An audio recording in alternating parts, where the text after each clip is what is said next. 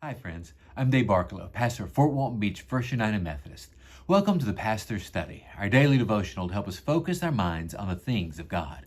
We are walking through the Gospel of Mark together. Last Thursday, we began the 8th chapter of Mark, so we're going to pick up right where we left off, right after Jesus has again fed a large multitude of people with food left over. So this is the next thing that happens after that story. And this is Mark 8:11 through 13.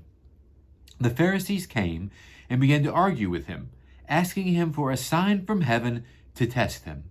And he sighed deeply in his spirit and said, "Why does this generation ask for a sign? Truly I tell you, no sign will be given to this generation." And he left them, and getting into the boat again, he went across to the other side. The first thing we have to point out here is that this group of people comes to Jesus right after this miracle, demanding a sign. Now, it says to test him. The word there in Greek also means to tempt. So it can mean to test or to tempt. Mark has not used that particular word since the first chapter of his gospel, where he talks about Satan tempting Jesus. Don't you know that for Jesus, it was probably tempting to give them the sign? He had just given them the sign. I mean, the fact that they're actually asking for another sign after he had just fed 4,000 people on the heels of feeding 5,000 people. I mean, you understand why Jesus is exasperated here, right? Like with that deep sigh that he says, that he gives, a sigh from his spirit, because they want more. It's kind of like no matter how much Jesus does, they don't want to believe in him. And so they test him.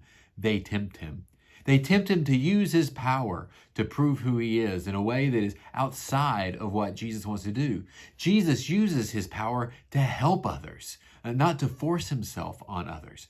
And they're trying to tempt him there to do that. And so he sighs, and he seems to be sad, and he seems to be angry at this demand for a sign. And he simply tells them the truth, the straightforward truth.